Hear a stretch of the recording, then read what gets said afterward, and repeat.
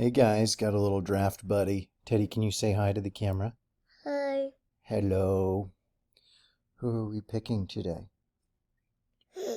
Oh Oh no, a monster truck. He said offensive line, defensive line. Feels good. Monster truck, Will McDonald. All right. Uh, Picking up where we left off. Here we go, here we go, here we go. We got 20 picks down. 21 if you count the defense. Um, Chargers. We'll just jump right in. I'm watching Good Morning Football in the background. If you pick a barbecue restaurant based on mac and cheese, you are officially an NFL bust. Just kidding, Leaf. Now we're listening to Ryan Leaf tell us which quarterbacks to draft. Also seems like bad juju and decision making. But I threw Hooker to the Texans at like 12 or whatever. So maybe we are on the same page and low key. I still love mac and cheese. Okay. It's just now my brisket barbecue accoutrement, but it's so nice to have. And if you have kids, you get the mac and cheese at all the fancy restaurants, and it's dank. So do it. Use the kids to your advantage and stay a kid forever, right? But being a kid and dreaming the big dreams, Tyree Wilson is not falling any farther than this. I don't know why he keeps ending up late. I think it's PFF, honestly. I think they're like putting him way lower, which is crazy to me, right? Does he freak me out if I was up there as a Taco Charlton type deal? Maybe, but he's Texas and he's good and he is just going to get better. And so the Chargers take him to bolster that line and give Bosa some help. Khalil Mack is not getting any younger, 3, 4, 5 teams in. And so I like that. And strength to strength, right? And again, that kind of falls to the Kalijah Cansey, right? Calais Campbell is gone. Are his arms maybe a little short? Maybe, but that dude is a bowling ball. And I think attitude and era is Ravens esque. I like that a lot. And they always just kind of let the best player fall in their lap. I always love their drafts. So, me being a big Kalijah Cansey fan, I think that that fits just fine. The Minnesota Vikings could go any direction, right? People are talking about trying to replace Kirk Cousins early. Do they need another wide receiver? Maybe, but I'm not ready to drop another first round pick on a wide receiver when you have so many needs, in my opinion. I take the absolute best player maybe on the board. Christian Gonzalez is going to be lock city, in my opinion. I think he's dog, size, athletic coverage, smarts. I think it's all there. I think it's a whole package. Again, Texas boy. That's my guy right there. I'll be watching him in the draft.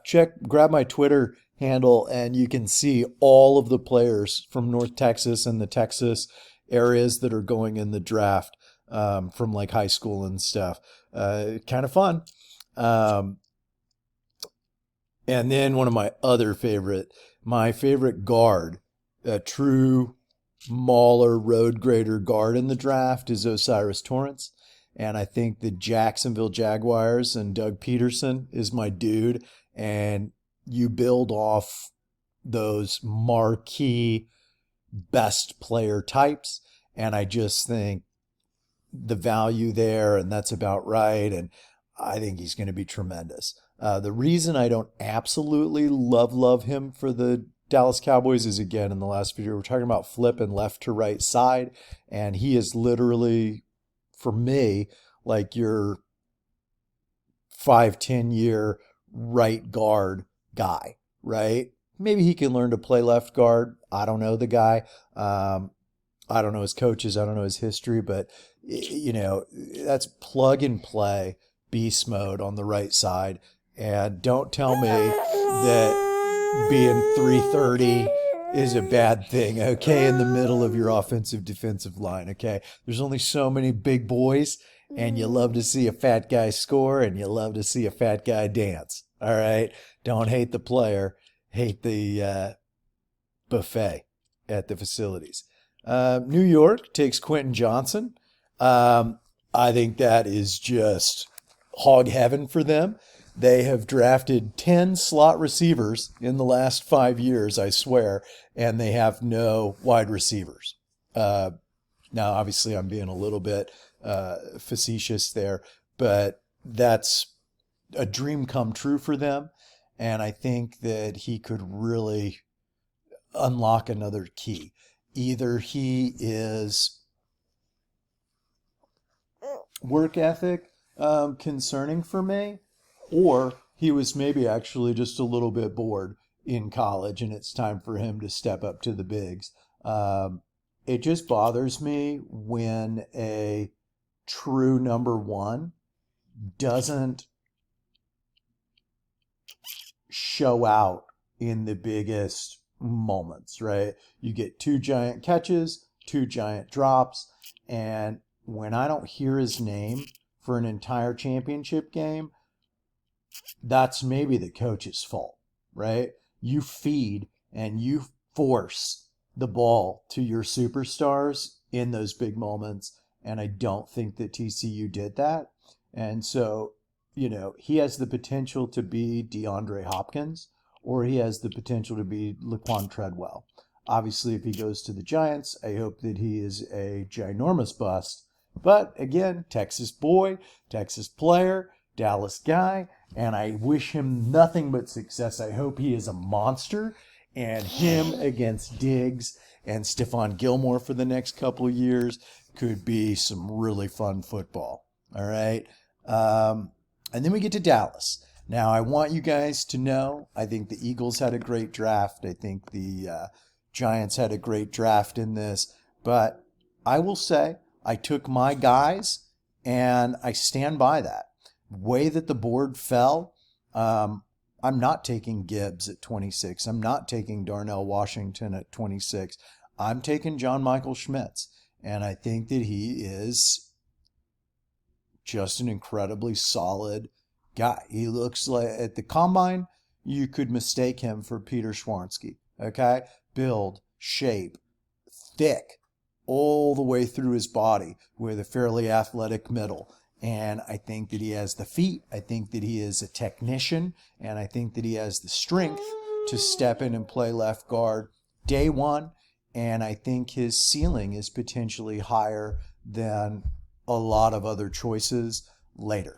Not that you can't find that later, but I am in a position of luxury that I don't have a lot of needs. We've done fantastic, and that's my guy. And at me if you want to, but I think you'll be pleasantly surprised when it all shakes out when we get to the end. Bills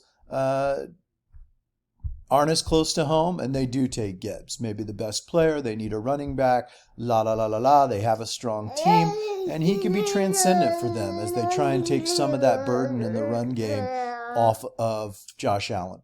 And as a pass catcher, and he'd be their Tony Pollard, right? In my opinion.